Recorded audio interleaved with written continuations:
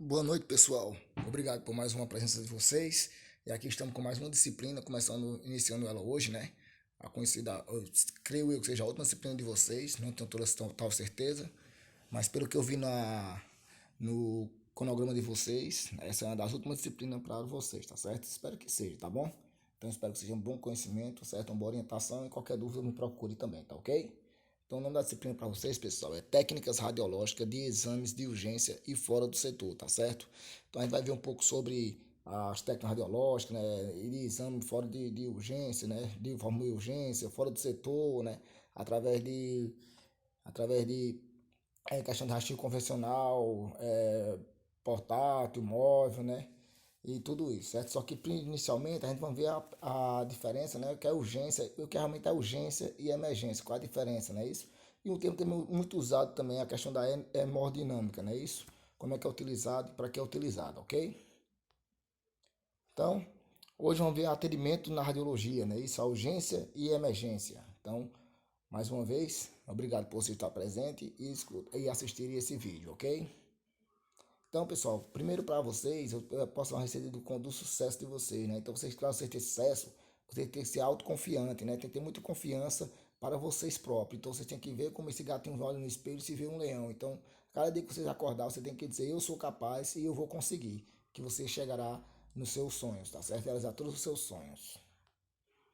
Então, os profissionais da técnica radiológica, pessoal, só lembrando a vocês já sabem tudo isso, já, se é só lembretes, né? São auxiliar em radiologia, técnico em radiologia, tecnólogo em radiologia, médico radiologistas e asterisco outros profissionais que são o pessoal da enfermagem também que dá auxílio naquela parte da radiologia, ok? Então, como vamos falar aqui, citar como o curso é técnico em radiologia, então vamos dar mais ênfase nessa parte da gente em técnico de radiologia. A multidisciplinaridade, pessoal, é a interdependência do serviço de radiologia, ou seja, a gente tem uma multidisciplinaridade, ou seja, a gente tem um monte de pessoas para chegar até o nosso exame, não é isso? Então, primeiro o paciente ele vai na recepção, passa por recepção, né, vai para comunicar o que é que vai fazer com o médico, lá no médico, com o médico, o que ele vai fazer? Com o médico vai fazer a requisição do pedido dele, né, do que ele está sentindo naquela parte, e essa aquisição vai ter nossas mãos, certo?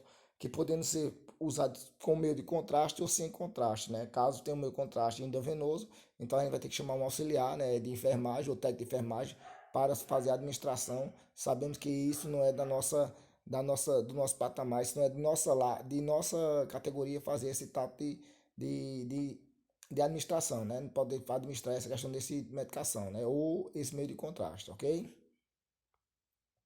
A maneira como realizamos os procedimentos técnicos é essencial. Então, pessoal, por exemplo, a maneira que você vai tratar o seu paciente, seu cliente, ela é essencial para que você tenha um bom procedimento, um bom desenvolvimento no seu trabalho, certo? No seu estágio, ou então na sua forma de trabalhar com o raio-x. Então, a maneira que você vai trabalhar, a maneira que você vai ser uma maneira essencial para você. Lembrando, pessoal, está tratando de vidas, né? Estamos falando de saúde, né? Então, nessa parte, nós temos que estar bem-humorado, se não tiver bem-humorado, mas bem respeitoso, né? Responder com clareza as perguntas do paciente, que é nosso cliente, que na verdade é essa, né? Então, é isso o recado que eu dou para vocês com essa imagem aqui, né? Sempre vocês têm que estar de bom humor, certo? Deixando os problemas de casa em casa, tá certo? E trabalho é trabalho, ok? Caso uma pessoa não goste do seu trabalho, pessoal, então faça outra profissão, vá para outra profissão, porque o trabalho tem que ser uma coisa que é de dentro, uma coisa com vontade, que você faça com prazer, certo? Então aqui, mais uma vez aqui esse slide está mostrando aqui para vocês qual é a diferença entre urgência e emergência. Sei que muitos de vocês já pesquisaram e sabem disso, certo? Mas só para uma revisão geral, para vocês terem a noção como isso acontece, né? Então, urgência, ocorrência ou situação perigosa, de aparecimento rápido, mas não necessariamente imprevisto e súbito, né? Necessitando de solução em curto prazo, tá certo? E a emergência, ocorrência ou situação perigosa, com certeza, igual à urgência. De aparecimento súbito e imprevisto, tá certo? Outra é não súbito, outra que é súbito e imprevisto, necessitando de imediata solução, tá certo? E não é em curto prazo, é imediata solução. Então, por isso que a emergência sempre é essencial, não é isso? E a rotina pré-hospitalar, as ocorrências são consideradas emergências, tá certo? Então, a rotina pré-hospitalar, as ocorrências são consideradas sempre uma emergência. Então, urgência e emergência. Acidentes, envenenamentos, violência, doença, cardiovasculares, neoplasia, reações alérgicas ao meio de contraste na radiologia e outros, né? Atendimento apropriado na fase aguda. A portaria 479 do Ministério da Saúde, a implantação do sistema estadual de referência hospitalar para atendimento de urgência e emergência. Nível de complexidade e remuneração adicional. Então, sempre as pessoas que trabalham com isso, ele tem um nível de complexidade e a remuneração sempre vai ser adicionada. A radiologia na urgência e emergência, com crescente demanda de exames complementares baseado em imagem radiológica. Então, pessoal, sempre que vai acontecer questão de acidente, questão de arma de fogo, chegando na urgência, não é isso, na emergência, o que é que acontece? A gente vamos estar lá presente para fazer essa imagem, né? Essa imagem tem que ser imediatamente, tem que ser muito rápida, né? Para mostrar para o médico, para fazer para ir para a mesa de cirurgia, né? Isso, então tem que chegar esse exame antes do paciente para a mesa de cirurgia, para que o médico possa verificar realmente o que é que vai ser feito naquele paciente, né? Isso. Lembrando que nós somos os olhos do médico, né? Isso. Então nós temos como fosse a visão dele, a gente mostra o ser por dentro. Então somos nós que somos responsáveis por essa imagem. O procedimento diagnóstico e terapêuticos intervencionista também guiado por alguns métodos de imagem. Certas intervenções já viram anteriormente, né? A questão de que até aprendi para você na questão da radioterapia lá, né? Que aparece essa medicina aí, intervencionista, a questão da entupimento de veias, né? Isso, dos vasos sanguíneos. Então faz esse investimento intervencionista e a radiologia é feita a imagem para saber realmente se foi colocado, se realmente está no local certo aquela parte do tratamento, não é isso? Aproximadamente 50% dos pacientes realizam algum exame radiológico. Então, queira ou não queira, pessoal, essa nossa área é uma área muito abrangente, uma área muito grande. Vocês viram aí que aproximadamente 50% dos pacientes, eles realizam algum exame radiológico, não importa qual seja, mas vai realizar aquele exame radiológico. A demanda vezes a lógica, pessoal. Então, observe a logística, né? Isso, então, a demanda vai ser grande. E a logística vai procurar quem tem o quê? Quem tem os melhores aparelhos, né? Ou então quem tem a maior questão de compreensão, o melhor bom humor, né? A questão também de profissional, por exemplo, a imagem daquele profissional sai bem melhor, a questão do KV, do MAS, é uma imagem que você dá para que o médico ele não tem dúvida no que está vendo, né? Isso não tem artefatos, não tem ruído na imagem, então isso sempre é contado nessa hora, viu?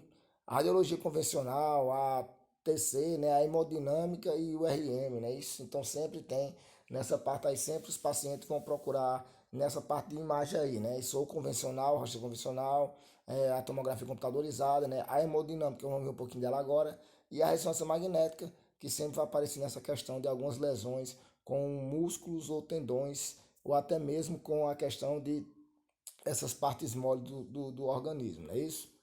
Então, a formação em conhecimento generalista, o tecnólogo em radiologia e médico radiologista, ele é quem vai fazer essa parte, essa formação em conhecimento generalista, né? Essa parte é para ele, a questão do estudo da imagem, a questão do cirúrgico, certo? Então, essa parte tudo é com o médico radiologista, ele vai fazer a questão ele vai ver e vai passar, vai saber o que é que vai ser feito através da imagem, do estudo daquela imagem, ele vai saber o que vai ser feito com aquele paciente.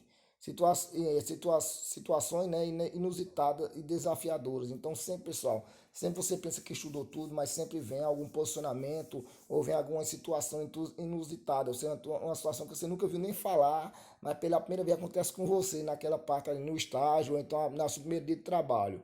Então, isso sempre é desafiador. Então, sempre você tem que estar a par, né, da situação, sempre tem que estar primeiras soluções. Primeiro, o básico que deve ser feito.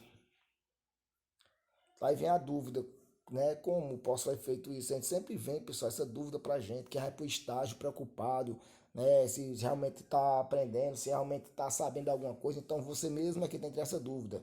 Essa dúvida que você está na sua cabeça, quem tem que ter é você mesmo. Como? Estudando, ou praticando, ou lendo, ou então, se você já faz isso todos os dias, então você não vai ter essa dúvida de maneira nenhuma. A prioridade, né? Esse então o protocolo de Manchester, né? Criado em 1994, com o objetivo de estabelecer um consenso entre médicos e enfermeiros para a padronização da classificação do risco no serviço de urgência e emergência. Urgência e emergência, onde um minuto vale muitas vidas, né? Isso, pessoal. Então, para o médico não achar o que era urgência e o que era emergência, foram feitos esse conceito, né, esse protocolo de Manchester em 1994. Foi criado para isso, para não colocar, para o enfermeiro não achar uma coisa e o médico achar outra. Então foi padronizado, ou seja, foi deixado uma regra, uma escala. Então, o código de ética foi o seguinte, né?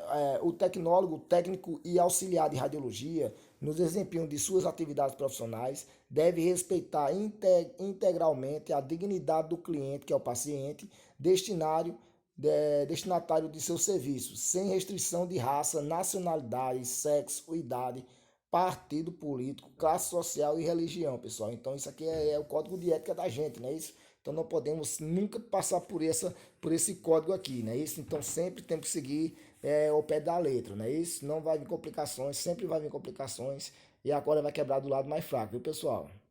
O artigo 4, né, desse mesmo aí, o alvo de toda a atenção do tecnólogo, técnico e auxiliar de radiologia é o cliente-paciente, em benefício do qual deverá agir com o máximo de zelo e o melhor de sua capacidade técnica e profissional, tá certo? Então sempre que eu a vocês, tem que fazer tudo ao pé da letra, tudo direitinho, certo?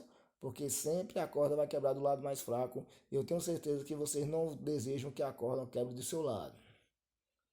Então, quais são as prioridades na radiologia, pessoal? Aí eu coloquei para vocês uma questãozinha aqui, uma duvidazinha. É a luxação ou a fratura? Qual é a prioridade que seria aí, certo? Lógico que geralmente quando chega aqui para nossa região, geralmente chega uma, é, eu creio que chega sempre uma pessoa de cada vez, ou quando é um acidente, chega um com isso, outro aquilo, entendeu? E sempre vai, depois que passa pela requisição médica, que você faz o raio-x, tá certo? Mas nesse caso aí, para você ter uma noção, na prioridade na radiologia, luxação ou fratura. Então acho que você pensou errado. Acho que algum de vocês pensaram em fratura, não foi isso?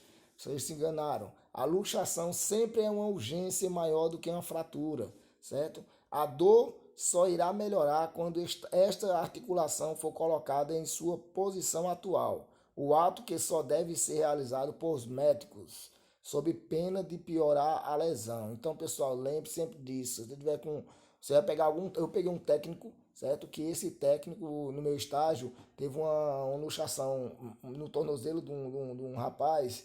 E a gente tava saindo já do estágio, eram umas 18 horas para ele, esse cara assumiu o plantão, né? Do técnico de radiologia, substituiu o outro técnico, e chegou um paciente lá com a luxação, e ele pegou a luxação no tornozelo, ele fez o raio-x da luxação e ele mesmo colocou o tornozelo no lugar, tá certo? Eu olhei, né? Eu olhei, vi ele dando dica lá e tudo mais. Isso eu não faço nunca na minha vida, Deus me livre, certo?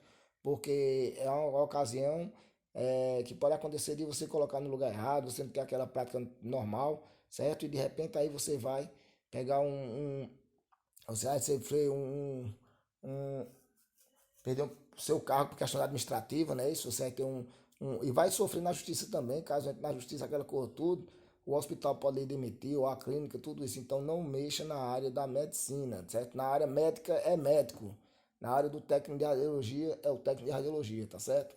Então nunca façam isso. Então sempre tem a luxação, lembrando que a luxação sempre vai estar à frente da fratura por causa disso, né? Isso porque sempre uma urgência é maior do que uma fratura, certo? Então lembre-se disso. A dor só irá melhorar quando a questão da luxação for colocada no seu devido local. E aqui, pessoal, também essa parte de urgência e emergência, né, que não é uma parte tão longa, porque é uma revisão para vocês, né, que eu creio que vocês já têm um total conhecimento sobre aquela parte ali. E é que bom que é uma revisãozinha geral, que é para vocês ir para o estágio de vocês com a cabeça já fresca, não é isso? Então aqui vamos conhecendo um pouco aqui sobre a hemodinâmica, né? Isso o que é isso? Hemodinâmica, né? Hemo, pessoal, significa o quê? Vaso sanguíneo, né? Hemoglobina, vem disso aqui, né? E dinâmica é a dinâmica, é a parte que é o quê? Ela pode ser estável ou pode ser de movimento, então sempre vai ter a questão aqui da dinâmica, nesse caso vai ser a questão do movimento. Então o movimento é não dinâmico, ou seja, é um movimento que será dentro dos vasos sanguíneos. Então a introdução é hemodinâmica, né? Tem várias imagens aí que está mostrando aí a ressonância magnética, né? Também para vocês verem a questão dos vasos sanguíneos. Então radiologia intervencionista. A radiologia intervencionista, pessoal, como eu fui falar anteriormente para vocês, é aquela que trabalha com os vasos sanguíneos, aquela que trabalha com desentupimento de veias, né? Trabalha com aquela, fazendo com que o calibre da veia seja aquele normal dela, né? Que não seja menos, né? Isso não seja menos do que seja o calibre normal dela. Então, a radiologia intervencionista, pessoal, isso falando em forma de cientificamente, é uma especialidade médica pouco conhecida do público em geral, pois tem uma atuação muito especializada. Apesar disso, vem se expandindo muito nos últimos anos, ocupando áreas de destaque cada vez maior no meio médico e na mídia. A área intervencionista ainda tem seu objetivo primordial é de realizar procedimentos e cirurgias minimamente, né, invasivas, né, ou seja, com intuito de diagnóstico, né, de biópsia percutânea, guiado por tomografia ou terapêutico, como vocês viram naquela cadeira de radioterapia, a angioplastia, a quimioimobilização e a ablação por radiofrequência, certo? Então, a radiologia intervencionista serve para isso, pessoal, para trabalhar em cirurgias minimamente, ou seja, cirurgia muito pequena e invasiva, não é isso? Esta especialidade nasceu através da radiologia diagnóstico, no momento em que os radiologistas identificaram o potencial de se realizar uma intervenção cirúrgica com o auxílio da imagem, né, procedimentos guiados por imagem. Então, sempre que vai ter auxílio de imagem, que vai ter procedimentos guiados por imagem, nós estaremos presentes para trabalhar, tá certo, pessoal? A tecnologia está mudando muito rapidamente, né? Então vocês verem aí, né, que é aí uma figura ilustrativa, né, mostrando aí que a tecnologia cada vez mudando, cada vez mais, né, cada vez mais moderna. Isso acontece também nos aparelhos que são utilizados por nós, né? Mais uma vez aí tá mostrando o aparelho aí, né? O aparelho aí, nesse caso, ele aí vai ter o médico, faz a radiologia intenção em vista, né? A questão da invasiva aí, você vai ter o técnico que vai estar fazendo essas imagens, que vai estar controlando a questão desse aparelho aí, tá certo? Então, o conceito, qual é o conceito? É o estudo da dinâmica da circulação sanguínea, relativa aos aspectos físicos da circulação do sangue. A hemodinâmica se propõe a realizar exames diagnósticos, angiografia e intervenções terapêuticas por meio de radiologia cardiovascular, usualmente recorrendo a catéteres, né, e injeções de contrastes. Executam-se executam-se, né, também procedimentos terapêuticos como a angioplastia, drenagem e imobilizações terapêuticas. A hemodinâmica é um método indicado quanto às outras modalidades de imagem e estudos não invasivos não forneceram um diagnóstico preciso ou para determinar a extensão vascular de um exame por TC, né, ou tomografia computadorizada, ou RM, a ressonância magnética positiva. Aí vem o histórico, né? Aí a história dessa hemodinâmica. Os primeiros dados a respeito do cateterismo cardíaco datam de 1844, quando Claude Bernard, em um cavalo, introduziu através da artéria carótida um catéter até o lado direito e esquerdo do coração, respectivamente. Um state chamado de wall state, né? Foi a primeira forma de angioplastia coronariana, né? Coronariana, né, realizada não somente com balão, mas também com estete, tendo sido o primeiro caso realizado na França em 1986. Em 1987, iniciou-se o uso de um segundo tipo de estete, o estete palmas e SATs, ou SATs, nos Estados Unidos.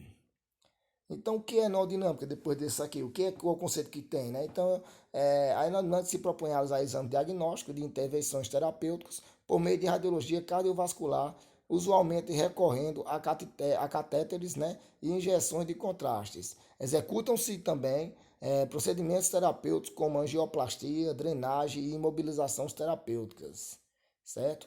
E aí vem os procedimentos, coloquei para vocês aqui um pouquinho mais para falar sobre o que é o cateterismo, né? É um procedimento invasivo que auxilia na obtenção de dados adicionais, contribuindo para o diagnóstico exato e indicação do tratamento mais adequado.